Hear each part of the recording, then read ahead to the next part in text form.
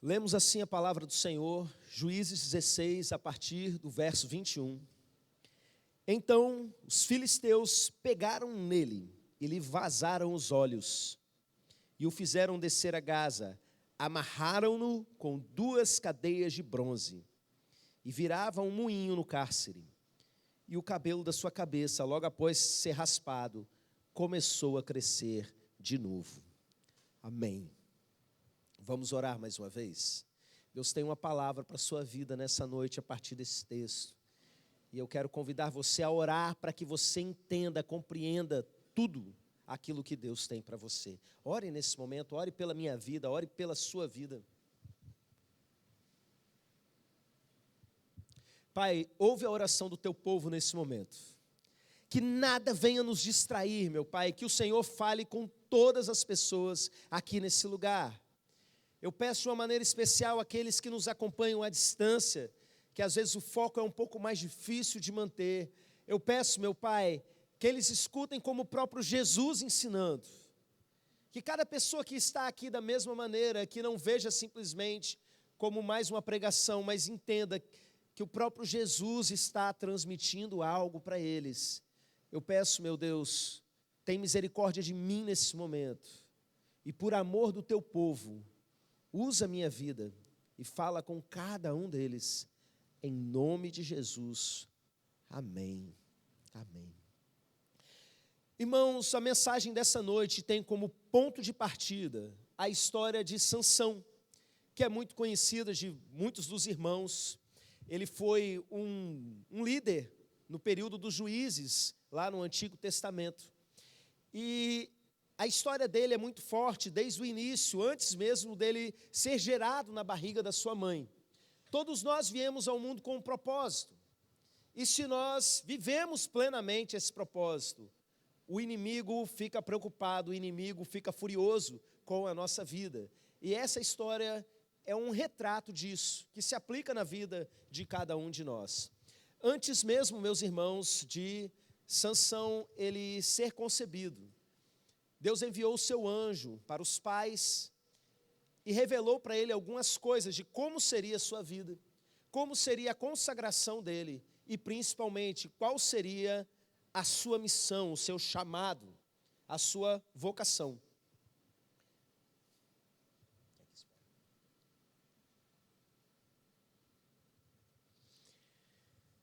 Desde cedo, desde antes de Sansão existir, Deus trouxe uma revelação. Essa criança que vai nascer vai se tornar aquele que vai libertar o meu povo. O povo de Israel estava, meus irmãos, há 40 anos entregue nas mãos dos filisteus. E Deus enviou ao mundo uma criança com a missão toda especial de se tornar alguém totalmente tomado pelo Senhor. E seria aquele que iria proteger o povo, que iria libertar o povo. A história de Sansão é divertida em alguns momentos, triste em alguns momentos, e o próprio Deus o incita a guerrear contra o povo filisteu. Ele se metia em umas confusões, assim que a gente olha, né? Como é que o cara entra numa dessas, mas o próprio Deus o conduzia a isso, porque ele queria realmente que o povo se rebelasse contra os filisteus. E, meus irmãos, um detalhe interessante nessa história, que vai ser o fio da meada para a gente entender o todo, é que desde o início, quando Sansão começa a se revoltar contra os filisteus, começa a dar trabalho para o inimigo entende que ele precisa amarrar Sansão. Ele precisa impedir que Sansão cumpra aquilo que ele foi colocado na terra para fazer.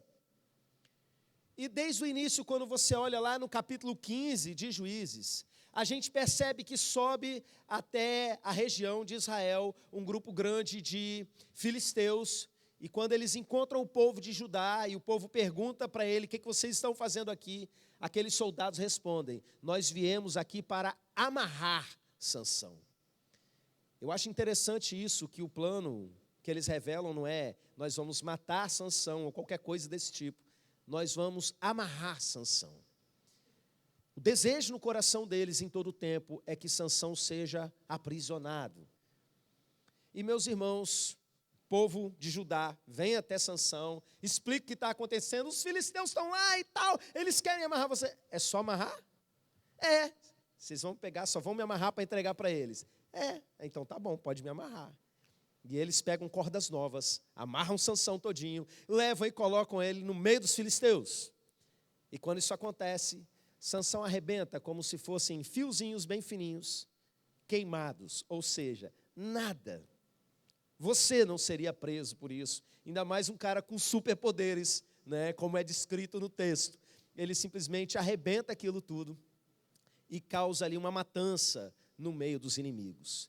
E, meus irmãos, ele vai conseguindo vencer em cada situação, em cada dificuldade que aparece na vida, até que surge no caminho dele uma mulher chamada Dalila. E Dalila é subornada pelo inimigo. Dalila começa um relacionamento com ele e ali ela começa a perguntar como é que faz para poder amarrar Sansão, qual é o segredo da sua força. E Sansão começa a jogar. Eu imagino que ele estava até fazendo uns testes, né? Em alguns momentos me dá essa impressão. Ele diz que ele deveria ser amarrado com 7 amarras, um tipo de corda, que é descrito ali no texto. E que se ele fosse amarrado com 7, 7 é um número, em toda a Bíblia, tem uma representação profética de algo que está completo, ele seria plenamente preso.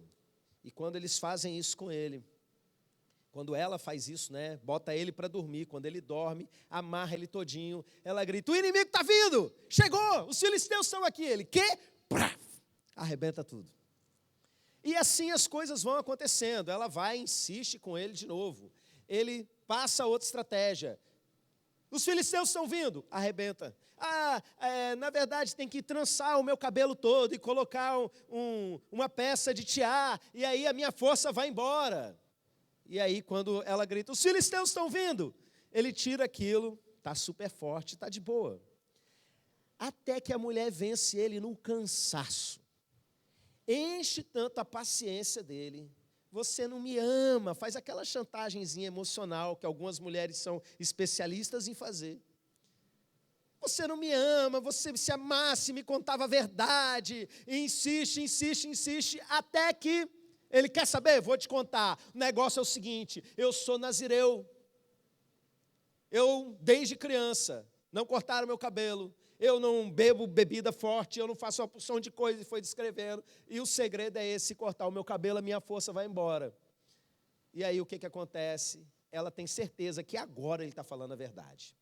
Combina com os inimigos, e aquela mulher que ele achava que era o grande amor da vida dele, bota ele para dormir, chama alguém que vai lá, que sono é esse, hein, meus irmãos? Raspa a cabeça do homem, e na hora que fala, os filisteus estão vindo, ele levanta, acreditando que ainda tem força, o texto diz isso para a gente, ele levanta todo achando que vai fazer alguma coisa, e eles simplesmente partem para cima dele, e o que eles fazem? Primeiro, tiram a visão, furam os olhos de Sansão, e logo depois que furam os olhos, levam ele até um determinado lugar, e amarram ele, prendem ele em cadeias de bronze, e colocam ele para trabalhar para o próprio inimigo. E aquele, meus irmãos, que deveria ser o protetor sobre o povo, agora ele está amarrado e servindo ao próprio inimigo. Ele fica girando uma peça de moinho, sabe? Enquanto o povo se diverte às suas custas. Eu quero falar para vocês nessa noite sobre uma estratégia do reino das trevas, que diz respeito a justamente, é uma estratégia de guerra, na verdade. Você identifica quem é o protetor daquele que você quer atacar, quem é o valente, e vai lá e aprisiona justamente esse, para poder conseguir voltar a ter acesso ao povo. A gente encontra isso no Novo Testamento, quando Jesus ensina a respeito do funcionamento do reino das trevas. Jesus está sendo acusado de expulsar demônios pelo poder dos próprios demônios. E aí ele fala, gente, isso não faz o menor sentido. Um reino que se volta contra o seu próprio reino não pode subsistir. E aí ele fala a respeito disso, que Satanás não se volta contra o seu próprio reino. E ele fala o seguinte, Se alguém quer invadir uma casa e roubar os seus bens, primeiro tem que amarrar o valente dessa casa. Geralmente a interpretação que se tem desse texto, e eu concordo com essa interpretação, é que Jesus estava falando a respeito dele saqueando o próprio reino das trevas. O contexto todo nos mostra isso, que ele estava indo até o território do valente e expulsando aqueles demônios, como alguém que realmente estava saqueando aquele território. É daí que vem a expressão muito comum do meio evangélico: está amarrado em nome de Jesus. Alguém ouve alguma coisa estranha, meu Deus, está amarrado, né? Vem justamente dessa passagem onde Jesus fala a respeito disso. Mas, meus irmãos, eu quero que a gente olhe para essa frase de Jesus à luz dessa experiência de Sansão. Para que alguém consiga entrar na sua casa, para que alguém consiga saquear aquilo que você tem de mais precioso, essa pessoa precisa primeiro amarrar o valente da casa. Isso é uma estratégia de guerra, de qualquer guerra. É isso que os filisteus fizeram com o povo de Israel. E a pergunta que eu quero fazer para você nessa noite é: quem é o valente da sua casa? Existe um valente na sua casa, existe um protetor na sua casa. E antes que você me diga, tem, é Jesus, deixa eu te falar, eu estou falando de ser humano usado pelo Senhor. Porque Deus atribui funções a nós. E cada casa precisa ter o seu valente, porque senão ela fica vulnerável. Recentemente, eu não sei quantos aqui viram isso, mas foi divulgado uma pesquisa americana, onde eles entrevistaram vários abusadores, pessoas que atacavam crianças. E eles estavam tentando entender qual era o perfil das crianças que eles atacavam. Se eles gostavam de criança mais desse jeito ou daquele jeito. E a resposta deles foi o seguinte: a gente olha para os pais. Se ele chega num parquinho com uma porção de criança brincando, eles olham quem são os pais daquelas crianças. Porque um pai que parece ameaçador, parece bravo, eles não vão fazer nada. Agora, quando eles percebem alguém frouxo, alguém relapso, descuidado, no celular o tempo todo, o que eles fazem? Eles vão lá e atacam, porque não tem um valente para proteger aquelas crianças. Quem é o valente na sua casa? Quem é o valente na sua família? Tem alguém brabo aí? Dá um glória a Deus aí. Cadê os homens brabos desse lugar?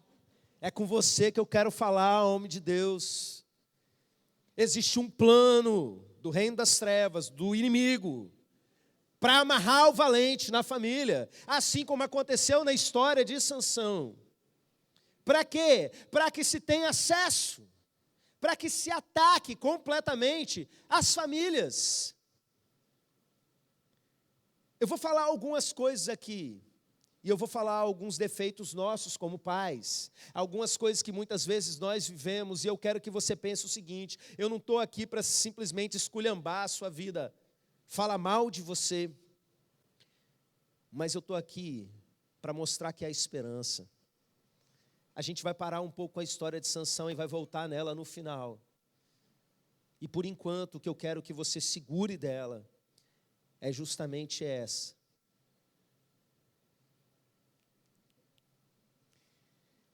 O que eu quero que você segure, meus irmãos, é que o inimigo quer prender você. Você que é valente. Uma das coisas que nós ouvimos no retiro há poucos dias atrás, muito forte a respeito de família, é que a gente pensa muitas vezes que todas as armas do inferno estão apontadas para as crianças. Porque a gente vê a quantidade de ataques que acontecem às nossas crianças. É toda uma cultura desenhada para pervertê-las. Desenho, música, educação na escola, todo tipo de coisa ruim que as cerca, para que as crianças estejam na mão do diabo. E cheguem à adolescência se cortando, pensando em suicídio e todo tipo de coisa. Mas olha, Satanás não está mirando nas crianças. Satanás está mirando no valente. O plano de Satanás é amarrar o valente em cada família. E eu quero falar para vocês a respeito de algumas situações em que muitas famílias se veem exatamente assim, impedidas.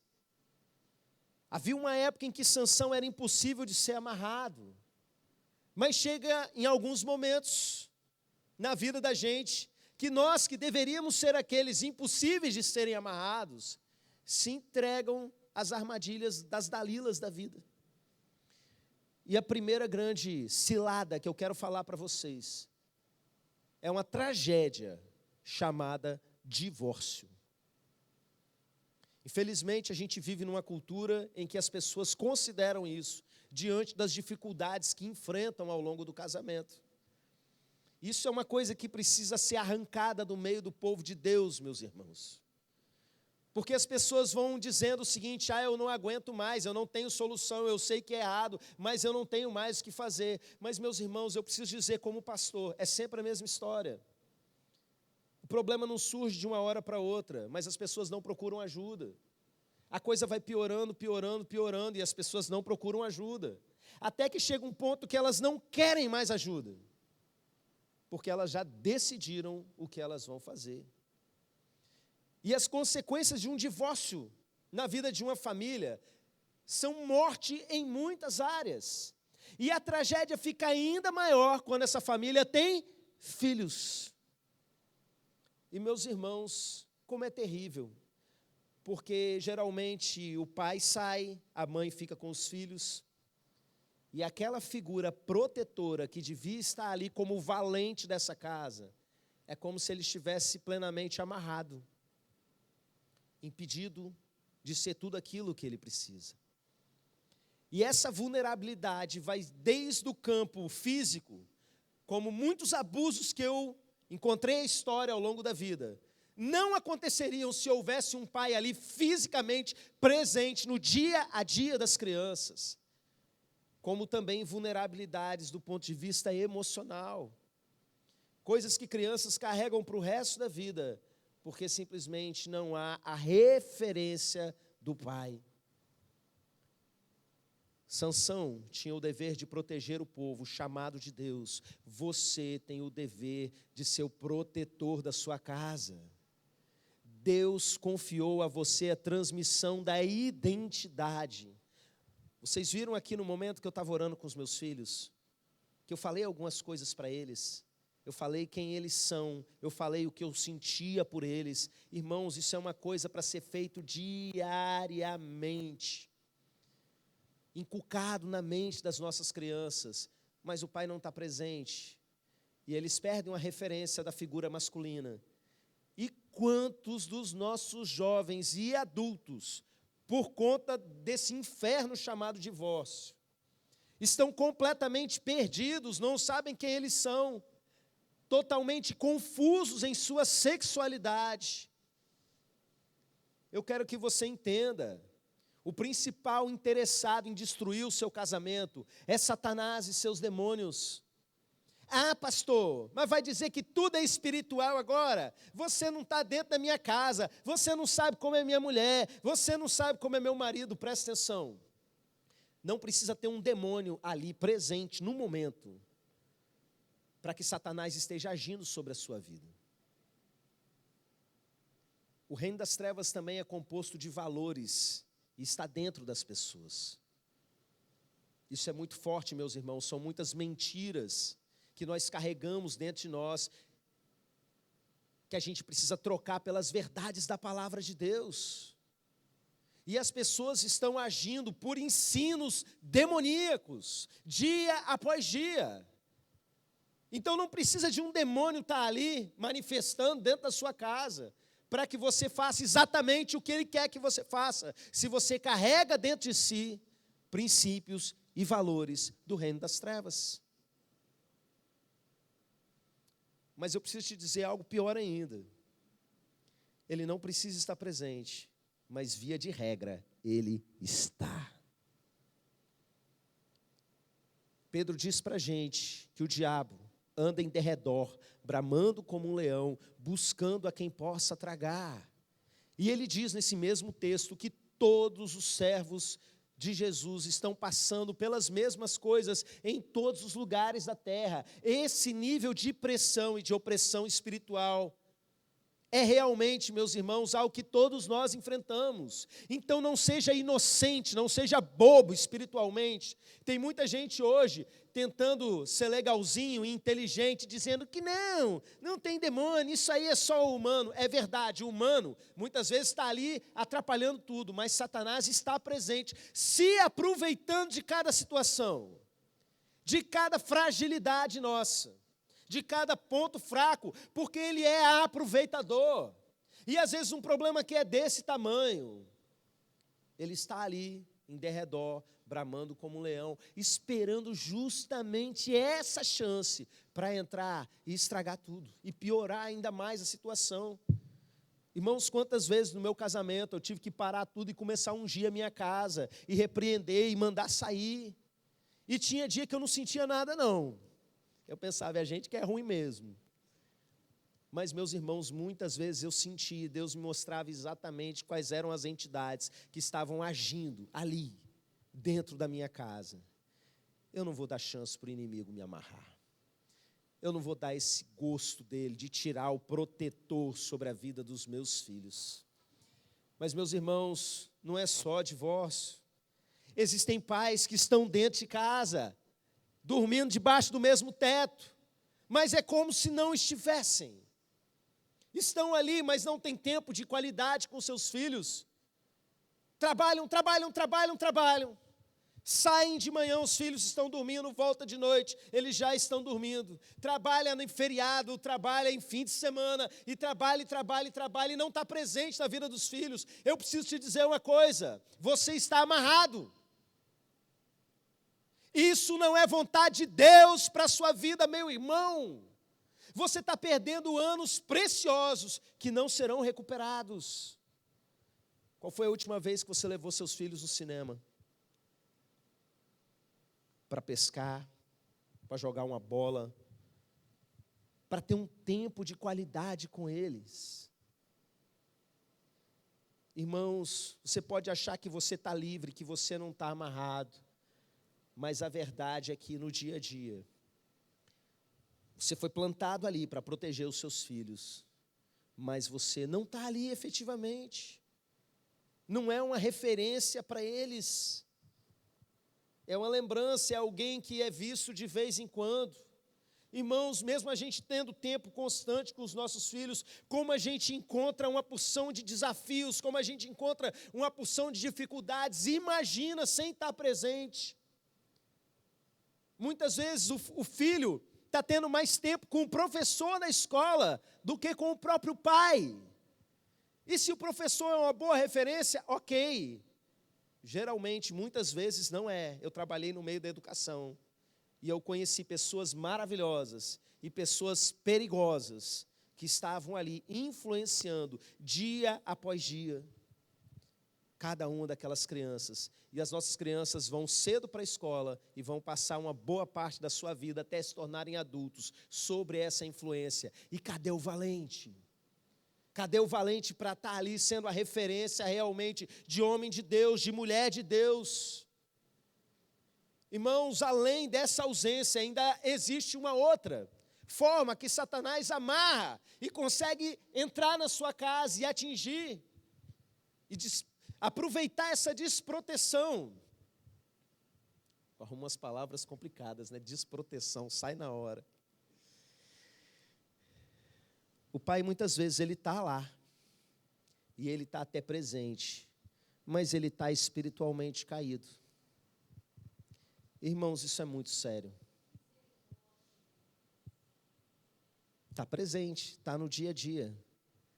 Mas olha só, Sansão, se cortasse o cabelo dele, ele perdia a sua força.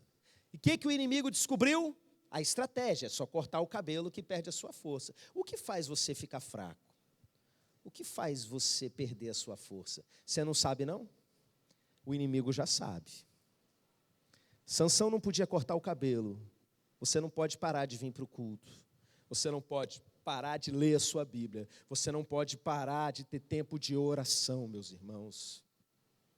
Eu não estou falando isso porque eu quero a igreja inteira, todo mundo presente em todos os cultos, não é nada disso. É porque você precisa, irmãos. Eu vejo, às vezes as pessoas começam devagarzinho, falta aqui, falta ali, daqui a pouco descobre que pode continuar vivendo sem vinho. O que acontece? A pessoa faz igual Sansão, levanta achando que está forte, mas na verdade está caído. A presença já saiu, não tem mais a força que tinha. O cabelo foi cortado. E aí, o que acontece? Pecados antigos começam a voltar, natureza antiga começa a aparecer, e coisas que já tinham sido vencidas na vida começam devagarzinho a retornar, e os filhos começam a ver, papai mentiu, mamãe contou uma mentira. E você pode dar o discurso que você quiser, o seu exemplo vai destruir tudo, porque você está completamente enfraquecido. Aí os filhos vão descobrindo, criança não é idiota não, gente. Adolescente, então, sabe que o pai está envolvido com imoralidade, com pornografia. Sabe que o pai manda os filhos da igreja, mas não vai. Isso são anos e anos, eu vendo histórias se repetindo, sempre a mesma coisa. Sabe quando o pai tem vida de oração, quando a mãe tem vida de oração e quando não tem, irmãos. Uma casa onde não tem realmente uma vida disciplinada, de gente clamando pela presença de Deus, ela está desprotegida. Essa é a verdade, diante de tantos ataques que nós temos sofrido. Entenda, para que o inimigo chegue nos seus filhos, primeiro, ele amarra os seus pais, ele rouba a força dos seus pais. Mas como eu disse para vocês, o objetivo nessa mensagem não é ficar jogando coisas na sua cara. É mostrar que há saída, que há solução. E eu volto nesse momento à história de Sansão. Eles furaram seus olhos, rasparam o seu cabelo. E o mesmo texto vai dizer que naquele momento, a partir daquele momento, o seu cabelo começou a crescer. E eu quero profetizar isso sobre a sua vida. Você que vem se sentindo sem força para continuar. Você que vem se sentindo amarrado. E que sabe muitas vezes que a carapuça serviu sobre você. Eu quero profetizar sobre a sua vida. Que o seu cabelo, ele volta a crescer. Apenas creia. Apenas creia. E eu quero desafiar você a fazer algo que o Sansão fez. Meu Deus, pastor, Sansão morreu logo em seguida. Calma, entenda. Sansão, ele se posicionou. Ele foi para um lugar estratégico. Ele botou as mãos onde ele deveria colocar. E o plano dele era só um. Voltar a fazer aquilo que Deus chamou ele para fazer. A sua vida inteira. A missão que Deus tinha dado para ele é: você foi colocado aqui para proteger esse povo. Deixa eu falar para você, valente da sua casa, você foi colocado aí para proteger a sua família. Se posiciona, se posiciona. Sansão entrou na posição e ele fez simplesmente a oração mais importante da sua vida. Eu quero ler um pedacinho dessa oração para vocês. Ele diz assim, Juízes 16, 26. Sansão clamou ao Senhor e disse: Senhor Deus, peço-te que te lembres de mim e dá-me força só esta vez, ó Deus, para que me vingue dos filisteus, ao menos por um dos meus olhos.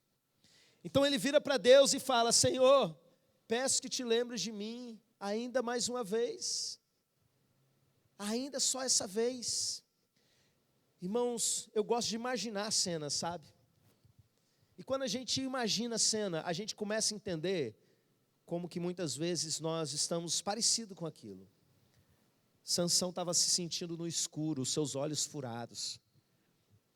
Sabe Deus há quanto tempo em completas trevas. Mas de repente ele está ali na posição, ou seja, ele cria que aquilo ia acontecer. Ele enche o seu coração de fé que Deus é poderoso para restaurar a sua força. Quando ele não tem mais força, ele crê que existe um Deus que é a fonte dessa força. E ele está ali em restauração, arrependido diante de Deus, o seu cabelo voltando a crescer. E ele pede: Senhor, me dá a força mais uma vez. E o que ele faz? Ele dedica a vida dele para cumprir aquilo que Deus chamou, para derrotar o inimigo. Ele foi colocado na terra justamente para isso. E nesse momento, meus irmãos, eu imagino ele com lágrimas nos olhos, aqueles olhos completamente cegos, olhando para cima, totalmente no escuro, só na fé: Senhor, faz de novo mais uma vez, restaura a minha força, restaura a força que eu perdi. Meu desafio para você é fazer isso, valente. Você que olha para a sua vida e vê que não está na posição que deveria estar, que não é o protetor que deveria ser. Eu queria que nesse momento nós orássemos pelos valentes. Ministério de Louvor, vem aqui. Nós vamos encerrar esse culto num momento de oração. E eu quero convidar toda a igreja a se colocar de pé.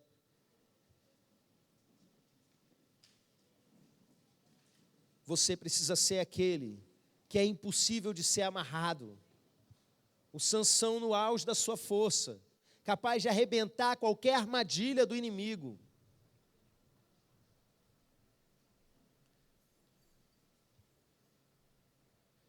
Você precisa ser essa pessoa. Você precisa ser esse valente. Essa noite eu não vou fazer um apelo no sentido de você que se identificou, vem para cá. Não, meu apelo vai ser compulsório. Você que é pai, você que é mãe, deixa a gente orar pela sua vida. Vem todo mundo aqui para frente, porque é essa posição de batalha que você precisa estar. Se porventura existe alguma amarra em você, alguma coisa prendendo você,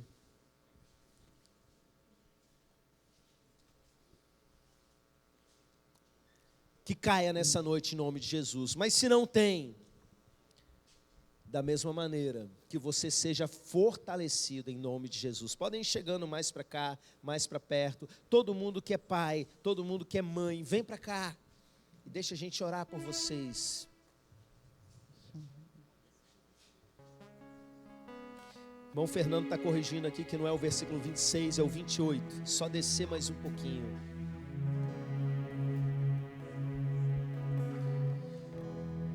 E você que está debaixo da liderança de um pai, de uma mãe, que não é necessariamente o valente sobre a sua casa, você precisa orar por eles, você precisa sustentá-los em oração.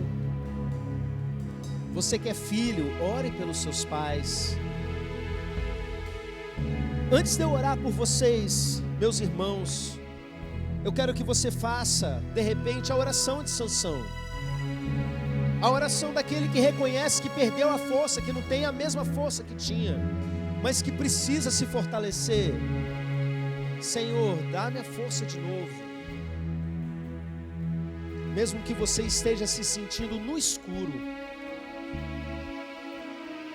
mesmo que você esteja perdido muitas vezes, tateando no escuro, sem saber o que fazer, existe aquele que é o dono da força.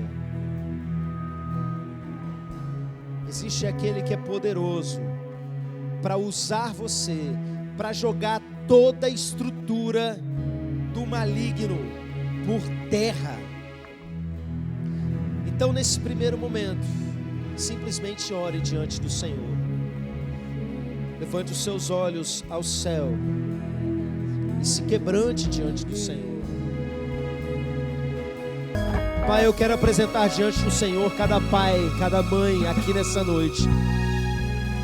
E eu me incluo no meio deles, meu Pai.